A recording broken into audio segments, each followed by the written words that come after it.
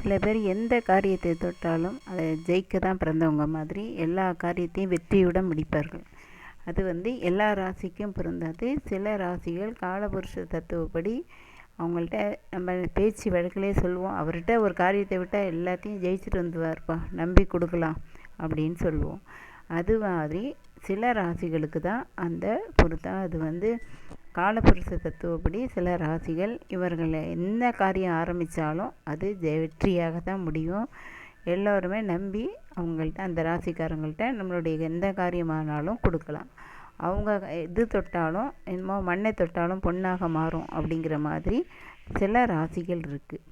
அது என்னென்ன ராசிகள் அப்படின்னா, எந்த காரியத்தை எது கொடுத்தாலும் ஜெயிச்சுக்கிற காரியம் எதுனா ரிஷபம், கடகம், கன்னி, விருச்சகம், தனுசு, கும்பம்.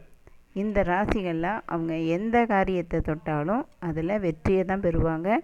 அவங்கள நம்பி நம்ம எந்த காரியம் வேணாலும் இறங்கலாம். இந்த ராசிக்காரங்களாம் அவங்க வீட்டில் இருந்தாங்கன்னா அவங்க மூலியமாக எல்லா காரியங்களும், ஒரு நல்ல காரியத்தை செய்யறதுக்கு ஆரம்பிச்சிங்கன்னா அந்த காரியம் வெற்றியாக முடியும். அது சின்ன குழந்தைங்களாக இருந்தாலும் சரி தான், பெரியவங்களும் இந்த ராசியில் இருந்தாலும் அவர் கை மூலியமாக செய்ய ஆரம்பித்தோம்னா கண்டிப்பாக வெற்றியே.